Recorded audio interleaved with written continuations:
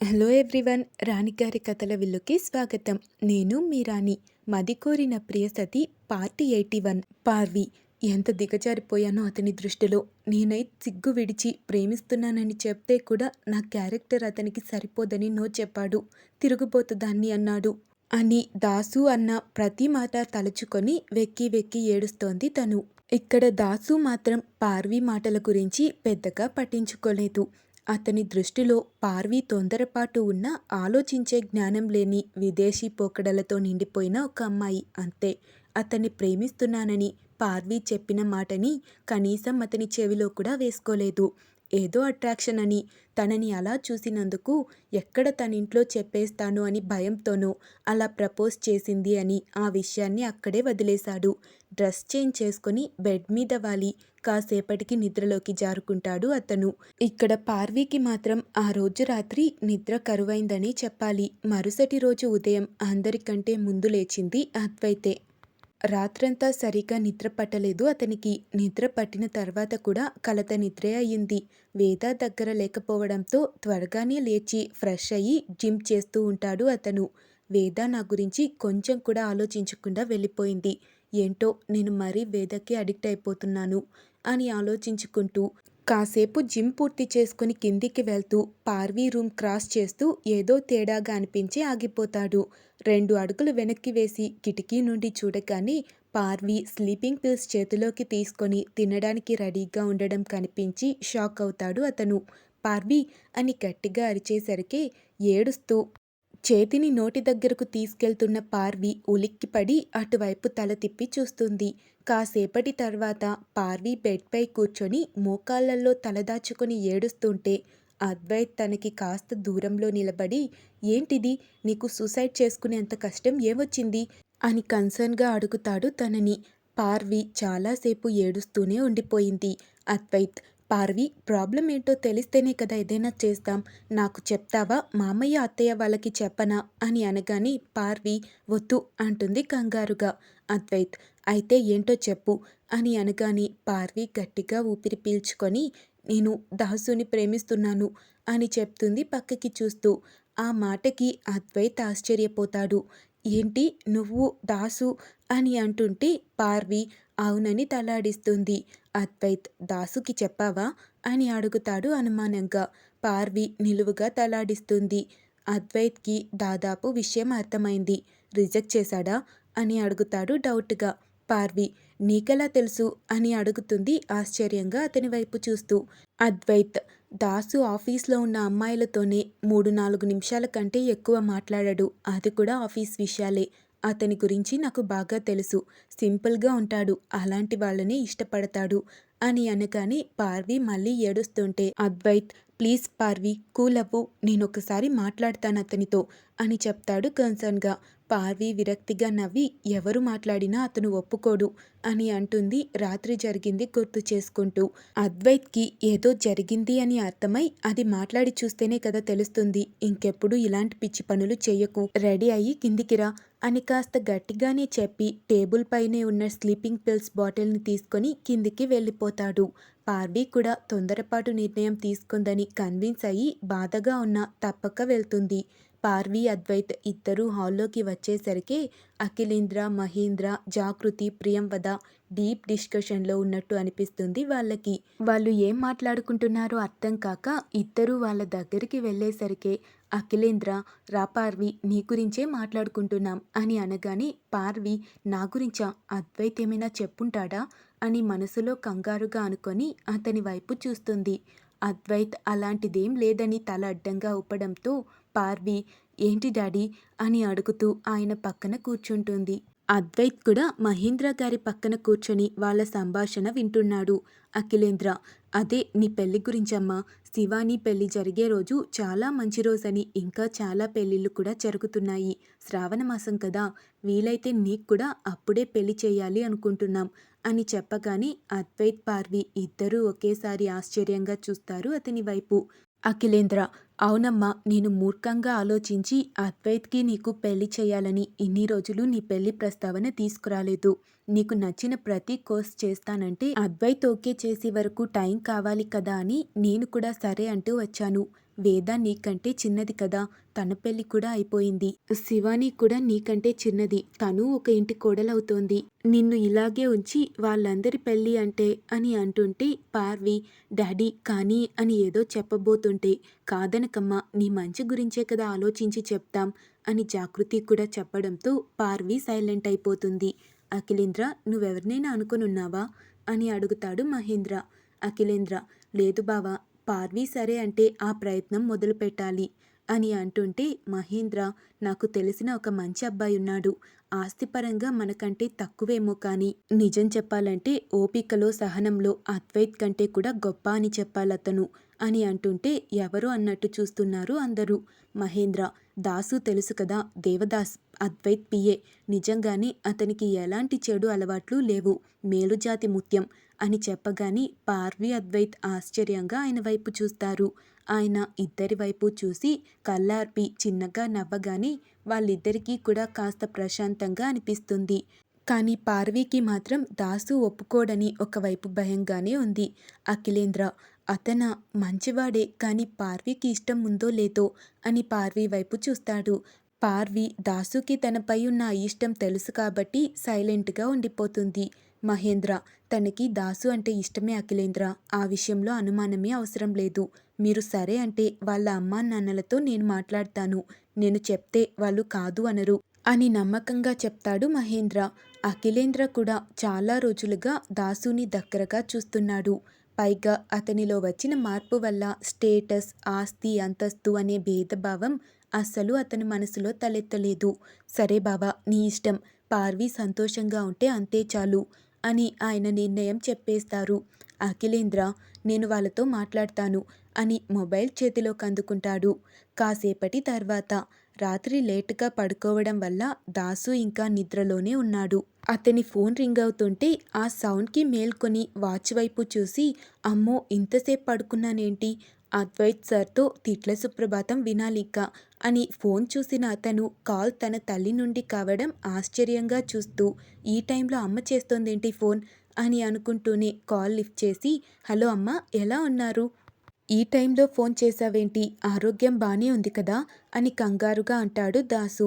బానే ఉందిరా, కంగారు పడకు, నీకు ఒక మంచి సంబంధం వచ్చింది, ఆ అమ్మాయి వాళ్ళ కుటుంబం మాకు నచ్చింది, నువ్వు కూడా చూసి సరే అంటే అని వాళ్ళ అమ్మ చెప్తుంటే దాసు, అమ్మ మీరు చూసి సరే అన్న తర్వాత కూడా నేను కాదు అంటానా, మీ ఇష్టం అని ఉత్తమ కొడుకు లెవెల్లో ఒప్పుకునేస్తాడు అతను. తొందర ఎక్కువ స్వామి నీకు. ఆవిడ, అది కాదురా, అమ్మాయి ఎవరో కూడా తెలియకుండా ఎలా ఒప్పుకున్నావ్ అని అంటుంటే దాసు, చెప్పా కదమ్మా, నీ ఇష్టం నాన్నిష్టం అని అంటుంటే ఆవిడ, కొడుకు తన జీవితంలో ముఖ్యమైన విషయం కూడా తమ నిర్ణయానికే వదిలేసిన అతని సంస్కారానికి, తమ పెంపకానికి మురిసిపోతూ అమ్మాయి నీకు తగ్గట్టే లక్షణంగా ఉంది అని చెప్పి ఆవిడ కాల్ కట్ చేస్తారు. దాసు, అమ్మవాళ్ళు చూసిన సంబంధం అంటే ఎంత పద్ధతైన అమ్మాయో అని సంతోషంగా అనుకుంటూ స్నానానికి వెళ్తాడు అతను. రామ్ ఇంట్లో వేదని ఒక్క పని కూడా ముట్టుకోనివ్వకుండా కన్న కూతుర్ని చూసుకున్నట్టుగా చూసుకుంటోంది రామ్ వాళ్ళమ్మ. వేద టిఫిన్ తింటూ, రామ్, ఢిల్లీ నుండి వచ్చిన అమ్మాయిల్లో కొంతమంది చదువుకున్న వాళ్ళు ఉన్నారు, వాళ్లకు అద్వైత్ గారు తన కంపెనీలోనే జాబ్స్ ఇస్తాను అని చెప్పారు. ఇక చదువులేని వాళ్లకు మన అర్ఫాన్ తరపున చిన్న చిన్న చేతి పనులు నేర్పించి వాళ్ళకు కూడా జీవనోపాధి కల్పించాలి అనుకుంటున్నాను. కార్తీక్కి కూడా ఒకసారి ఇన్ఫార్మ్ చేద్దాం అనుకుంటే కాల్ కలవట్లేదు, నువ్వొక్కసారి ట్రై చేసి చూడు అని తను చెప్తుంటే రామ్, సరే వేద, అవును వాళ్ళల్లో జాను అనే అమ్మాయి కూడా ఉంది కదా, తన గురించి ఏం ఆలోచించావ్ అని అడుగుతాడు ఆతృతగా. అది గమనించిన వాళ్ళమ్మ, ఆ అమ్మాయి గురించి నీకేంట్రా అంత ఆసక్తి అని అడుగుతారు డౌట్గా. ఆ మాటకి రామ్ తడబడుతూ, నార్మల్గానే అడిగానమ్మా, పాపం తనకి మెంటల్ స్టెబిలిటీ కూడా లేదు అని బాధగా అంటుంటే వేద, తనకి ట్రీట్మెంట్ ఇప్పిస్తున్నాం రామ్, కానీ ఆ వాతావరణం నుండి బయటపడాలంటే కాస్త టైం పట్టేలానే ఉంది. నిజంగానే మంచి అమ్మాయి, బాగా తెలివైనది కూడా, చెప్పిన మాట వింటుంది, కానీ ఆ ఆలోచనల నుండి బయటకి రాలేకపోతోంది అని తను కూడా బాధగా చెప్తుంటే రామ్ అమ్మా నాన్నలకి కూడా జాను గురించి చెప్పింది కాబట్టి మౌనంగా ఉంటారు వాళ్ళు. రామ్ నాన్న, అవును ఆ అమ్మాయి ఫ్యామిలీ ఎవరూ లేరా అమ్మా, తనకే కాదు మిగిలిన వాళ్ళకు కూడా ఫ్యామిలీస్ ఉంటాయి కదా, మరి అందరినీ మీరెందుకు తీసుకొచ్చారు అని కాస్త అనుమానంగా అడుగుతారు ఆయన. వేద. అందరికీ ఫ్యామిలీస్ ఉన్నాయి అంకుల్. కానీ ఎవ్వరినీ వాళ్ళ ఫ్యామిలీస్ యాక్సెప్ట్ చేయడం లేదు. అయినా వాళ్ళతో గడిపి వెళ్ళే మగాళ్లకు పెళ్ళాం, పిల్లలు అందరూ ఉంటారు. వాళ్ళ తిరుగుళ్ళు తెలిసినా గౌరవంగానే ఉంటారు. కానీ ఆడవాళ్ళకి మాత్రం ఇలా వేశ్య అని ముద్ర వేసి వాళ్ళ బతుకుల్ని పడక గది నుండి బయటికి రానివ్వరు. కనీసం వాళ్ళ కన్నవాళ్ళు, తోడబుట్టిన వాళ్ళు కూడా చేరదీయరు అని బాధగా అంటుంటే రామ్ తన తల్లి, తండ్రి ముగ్గురు కూడా నిజమే అన్నట్టు ఆలోచిస్తూ ఉంటారు. మహేంద్ర గారి ఇంట్లో పార్వీతో దాసు పెళ్లి కొప్పుకున్నాడు అని కాల్ చేసి చెప్పారు అతని అమ్మా నాన్న. ఆ మాట విని అందరూ సంతోషపడతారు. అలాగే దాసు అమ్మాయి ఎవరో కూడా అడగకుండానే ఒప్పుకున్నాడని చెప్పగానే వీళ్ళందరి దృష్టిలో దాసు మరొక మెట్టు ఎదిగాడు. పార్వీ మాత్రం భయంగానే ఉంది. ఎక్కడ పెళ్లి కూతురు తనే అని తెలిస్తే కాదు అంటాడేమో అని ఆలోచనల్లోనే ఉన్న పార్వీ ఒంటరిగా ఉండడం చూసి తన దగ్గరికి వస్తాడు మహేంద్ర. ఆయన్ని చూసి పార్వీ పైకి లేవబోతుంటే మహేంద్ర పర్వాలేదు కూర్చోమ్మా అని తనకి కాస్త పక్కగా కూర్చొని, చూడమ్మా, రాత్రి జరిగిన గొడవంతా నాకు తెలుసు. ఇప్పుడు నువ్వు ఏం ఆలోచిస్తున్నావో నేను అర్థం చేసుకోగలను. దాసు మంచివాడు. వాళ్ళది చాలా పూర్ ఫ్యామిలీ. అయినా చదువులో ఎప్పుడూ ముందుండేవాడు. అందుకే నా డబ్బులతో నేనే అతనికి హెల్ప్ చేసి చదివించాను.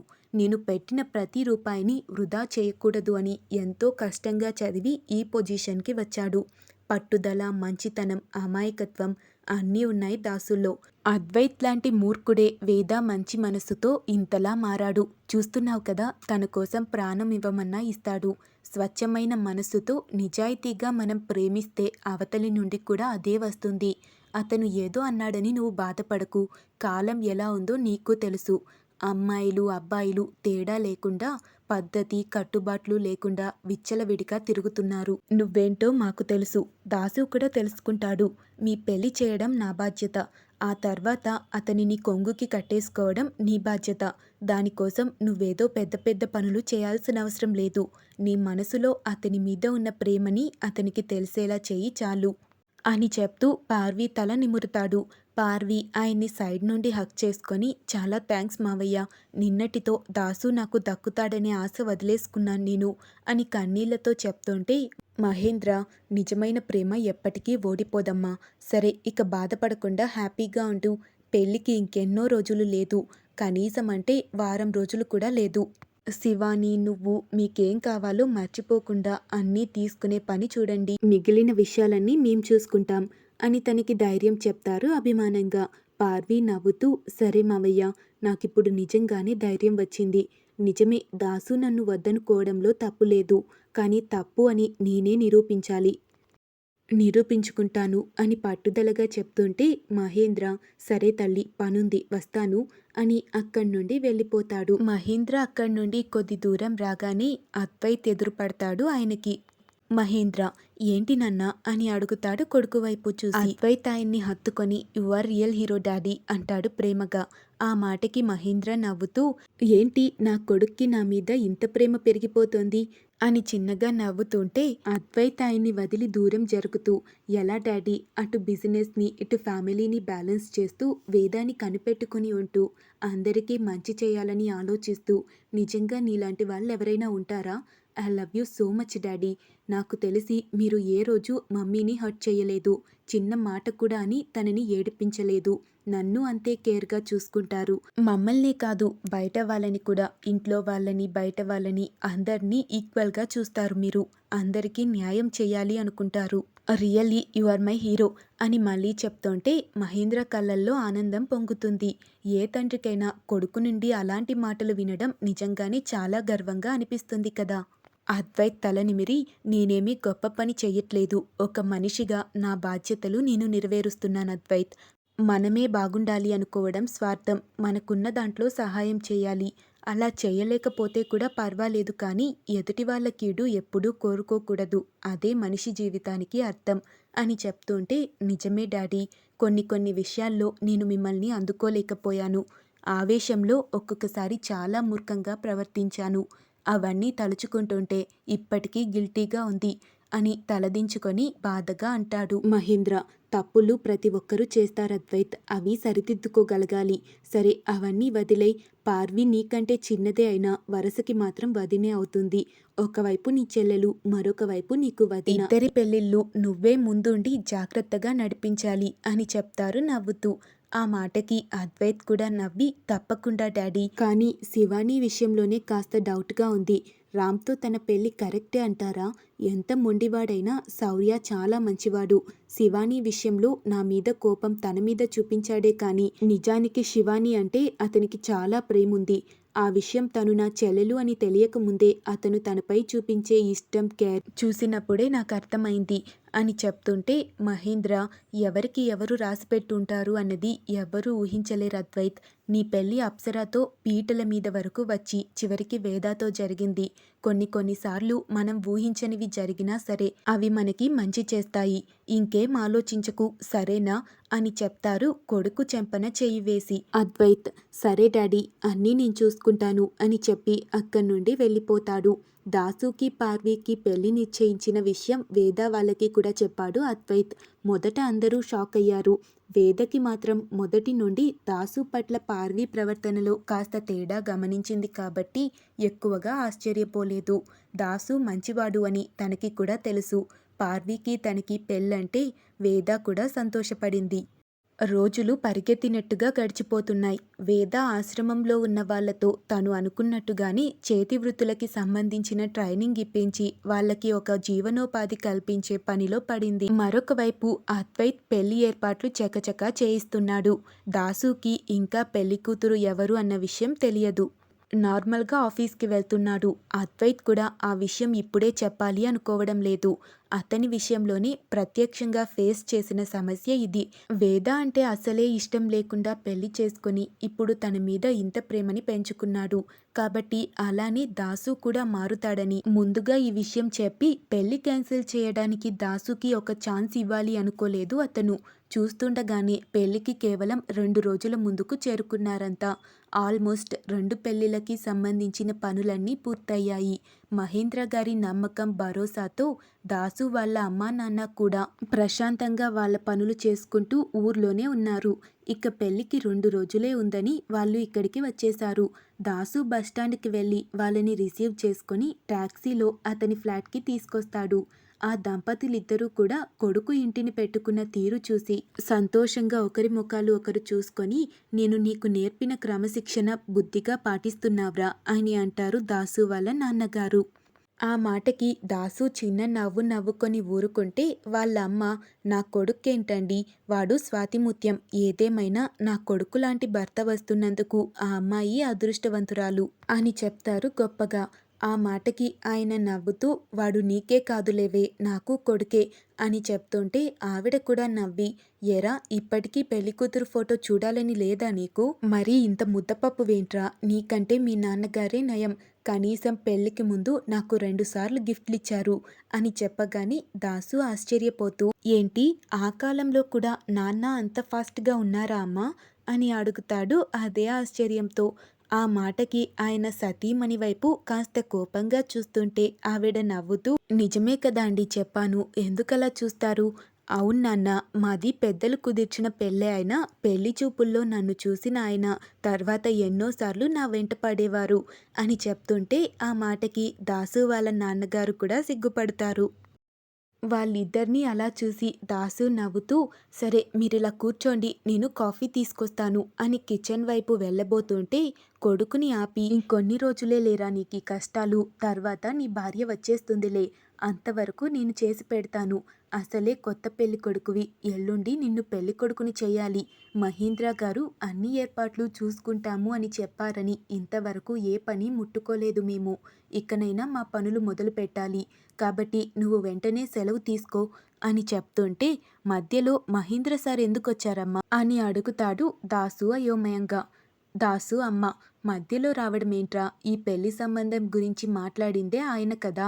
ఆయన మేనకోడలు కోసం నిన్నడిగారు. ఎంత గొప్పవారు కాకపోతే ఆయన స్థాయిని మరచిపోయి నిన్ను వాళ్ళింట అమ్మాయికి అడుగుతారు అని సంతోషంగా చెప్తుంటే ఆ మాటకి నెత్తిన పిడుగు పడ్డట్టుగా అవుతుంది అతనికి. అదేంటమ్మా మీరు చెప్పిన పెళ్లి కూతురు పార్వతీ మేడంనా అని కళ్ళు తేలేసి అడుగుతాడు వాళ్ళని. వాళ్ళు అవునురా అమ్మాయి లక్షణంగా ఉంది. నీకు తెలిసే ఉంటుంది కదా ఇంకా మేం చెప్పడం ఎందుకు అని అనగాని దాసుకి ముఖం నెత్తుటి చుక్క లేకుండా పాలిపోతుంది. అది కాదమ్మా అయినా వాళ్ళ లెవెలేంటి మన లెవెలేంటి ఇది కరెక్ట్ కాదు. నేను ముందే తెలుసుకోకపోవడం నాదే తప్పు. నేను ఒప్పుకోను అని అంటాడు టెన్షన్ పడుతూ. ఆ మాటకి వాళ్ళిద్దరూ కాస్త ఆశ్చర్యపోతూ ఏమైందిరా నీకు? పెళ్లి పత్రికలు అందరికీ పంచడం అయింది. అమ్మాయి వాళ్ళ ఇంట్లో ఈ పాటికి అన్ని పనులు పూర్తి చేస్తూ ఉంటారు. అలాంటిది ఇప్పుడు వద్దు అంటే ఎలా? పెళ్లి కూతురు లక్షణంగా ఉంది. బాగా చదువుకుంది. ఇక విదేశాల్లో పెరిగింది కాబట్టి ఇంటి పని వంట పని కాస్త చేతొచ్చుండదు. అవి నేను నేర్పిస్తాను కదా అని ఆవిడ అంటూ ఉంటే దాసు అయ్యో అమ్మ నీకెలా చెప్పాలి? మనకి తనకి అస్సలు సెట్ కాదు అని మళ్ళీ ఏదో చెప్పబోతుంటే దాసు వాళ్ళ నాన్నగారు దాసు పిచ్చి పిచ్చిగా మాట్లాడకు. ఆ అమ్మాయి ఫోటో పంపిస్తానంటే వద్దు అన్నావు. కనీసం పేరు కూడా చెప్పొద్దు అన్నావు. ఇప్పుడు కాదు అనడం ముమ్మాటికి నీ తప్పే అవుతుంది. కనీసం అప్పుడే చెప్పున్నా అందులో ఒక అర్థం ఉంది. అయినా అమ్మాయిని కాదు అనడానికి కారణమేముంది? మనమేమీ వాళ్ళ ఆస్తి కోసం కన్నేసి మనమే ఈ సంబంధం కోరుకోలేదు. వాళ్ళే వెతుక్కుంటూ వచ్చారు అని చెప్తుంటే దాసు నిజమే నాన్న మీరు చూసిన సంబంధం అంటే మనకి తగ్గ సంబంధం అయి ఉంటుందని నేను ముందు వెనుక ఆలోచించలేదు. కానీ పార్వీ మేడం నాకు యజమాని. నేనిప్పుడు తనని పెళ్లి చేసుకుంటే ఆస్తి కోసం నేనే తనని ట్రాప్ చేశాను అనుకుంటారంతా.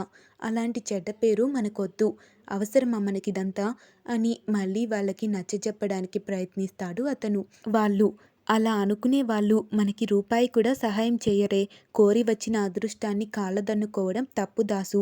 ఇది నేను వాళ్ళ ఆస్తిని చూసి చెప్పడం లేదు. వాళ్ళ మంచితనాన్ని చూసి చెప్తున్నా. నీకు గుర్తుందో లేదో నీకు 3 పూటలా తిండి పెట్టడానికి కూడా మాకు సరైన సదుపాయాలు లేక అల్లాడిపోతుంటే నీ చదువుని చూసి మహేంద్ర గారు ముందుకి వచ్చి నిన్ను చదివించి నాకు మంచి ఉద్యోగం ఇప్పించి మన కుటుంబానికి ఏ లోటు లేకుండా చేశారు. అలాంటి గొప్ప వ్యక్తి ఇంట పుట్టిన ఆడపిల్ల అంటే ఇంకెంత గొప్పగా ఉంటుంది. పైగా ఆయన ఎంతో రిక్వెస్టింగ్గా అడిగారు. నువ్వు సరే అనడంతో మేము ఆనందంగా ఒప్పుకున్నాం. ఇంత దూరం వచ్చిన తర్వాత కాదు అనడం కరెక్ట్ కాదు. ఇంతకు మించి నువ్వేం మాట్లాడకు అని గుండెంతా పట్టేసినట్టుగా అనిపించి దాసు వాళ్ళ నాన్నగారు సోఫాలో కూలబడుతుంటే ఆయన భార్య కంగారుగా ఏమైందండి అని అంటూ ఆయన పక్కనే ఉన్న బ్యాగ్లో నుండి కొన్ని టాబ్లెట్స్ తీసి ఆయనకి ఇస్తుంది. దాసు కూడా కంగారుగా ఆయన పక్కన కూర్చొని నాన్న కంగారు పడకండి అని అతని వెన్ను నిమురుతుంటే దాసు వాళ్ళ నాన్నగారు చూడరా మాట పోవడం అంటే ప్రాణం పోవడంతో సమానం. దయచేసి నా మాటని పోగొట్టకు నువ్వు. నా కొడుకు శ్రీరామచంద్రుడంత గొప్పవాడని అందరికీ చెప్పుకుంటూ ఉన్నాను. దయచేసి నన్ను తలదించుకునేలా చెయ్యకు అని కొడుక్కి చేతులు జోడిస్తుంటే దాసు ఆయన చేతులు పట్టుకుని నాన్న ఏంటా మాటలు? సరే నేను ఈ పెళ్లి చేసుకుంటాను. దయచేసి మీరు అలా మాట్లాడకండి అని కష్టంగానే చెప్పి అక్కడి నుండి రూమ్లోకి వెళ్తాడు. దాసు వాళ్ళ అమ్మ ఆయన పక్కన కూర్చొని ఏంటండి ఇది? వాడికి బొత్తిగా ఇష్టం లేనట్టుందే ఈ సంబంధం. ముందే మనం అమ్మాయి ఎవరు ఏంటి అనేది వివరంగా చెప్పుంటే బాగుండేదేమో అని కాస్త బాధగా అంటుంటే ఆయన ఏం కాదులే మన కొడుకు గురించి మనకి తెలియదా? ఇప్పుడు కూడా ఎక్కడ మనకి చెడ్డ పేరు వస్తుందో ఆ అమ్మాయిని వీడి దారిలోకి తెచ్చుకున్నాడేమో అని చుట్టూ ఉన్నవాళ్ళు అనుకుంటారేమో అని భయపడుతున్నాడు. వాళ్ళు వీడి మంచితనం చూసి ముందుకొచ్చారు. మనం ఆ అమ్మాయి మంచి మనసు చూసి సరే అన్నాం. ఇక లోకంతో మనకి అనవసరం. నాకు నమ్మకముంది. నువ్వింకేం మాట్లాడకు అని చెప్పి ఆయన లోపలికి వెళ్తారు. ఆవిడ కాస్త అయోమయంగానే ఆ బ్యాగులు తీసుకొని లోపలికి వెళ్ళి అక్కడంతా సర్ది పెడుతుంది. దాసు రూంలోకి వచ్చి అసహనంగా తల పట్టుకుని కూర్చుంటే అప్పుడే అతని ఫోన్కి ఒక మెసేజ్ వచ్చినట్టు నోటిఫికేషన్ సౌండ్ వినిపిస్తుంది. అది చూసి ఫోన్ ఓపెన్ చేసి చూడగానే దాసుకి దాదాపు 10 రోజుల పాటు లీవ్ ఇచ్చినట్టుగా అద్వైత్ పంపిన లీవ్ లెటర్ మెయిల్ చేసి కనిపిస్తుంది. అది చూసి దాసు ఎంత తప్పైపోయింది. అమ్మా నాన్న ఆ అమ్మాయి ఫోటో పెడతామన్నప్పుడే చూసుంటే సరిపోయిండు అని ఆ రోజు పార్వి అతనితో హోటల్ రూమ్లో ఉండడం గుర్తు తెచ్చుకొని, భగవంతుడా ఏంటి నాకీ శిక్ష, ఏ రోజు పరాయి అమ్మాయిని తప్పుడు దృష్టితో కన్నెత్తైనా చూడలేదు, అయినా కూడా పరాయి మగాళ్లతో సంబంధం పెట్టుకున్న ఆడపిల్లని నా జీవితంలోకి పంపుతున్నావా స్వామి అని బాధగా అనుకుంటూ ఉండిపోతాడు. ఆలోచనలతోనే ఆ రోజు గడిచిపోయింది. మరుసటి రోజు ఇంట్లో మొత్తం పెళ్లి హడావిడి మొదలవుతుంది. ఒకేసారి 2 పెళ్లిళ్ళు కావడంతో పని డబల్‌గా ఉంది అందరికీ కూడా. ఇటువైపు రామ్ వాళ్ళ ఇంట్లో కూడా రామ్‌ని పెళ్ళికొడుకుని చేస్తున్నారు. వేదాని దగ్గరుండి అతనికి కళ్యాణ తిలకం పెట్టి, కాళ్ళకి పసుపు, పారాణి రాసి పెళ్ళికొడుకుగా ముస్తాబు చేస్తోంది. హమ్మ! పెళ్లి వరకు వచ్చాం. ఇక ఈ 2 పెళ్లిళ్ళు జరిగేలోపు ఎలాంటి షాకులు ఎదురవుతాయో. ఇక మీరు లైక్స్‌తో పాటు హైప్స్ కూడా ఇవ్వడానికి ఎలిజిబుల్ అయింది అనుకుంటా. అది కూడా ఒక చూపు చూసేయండి. See you in next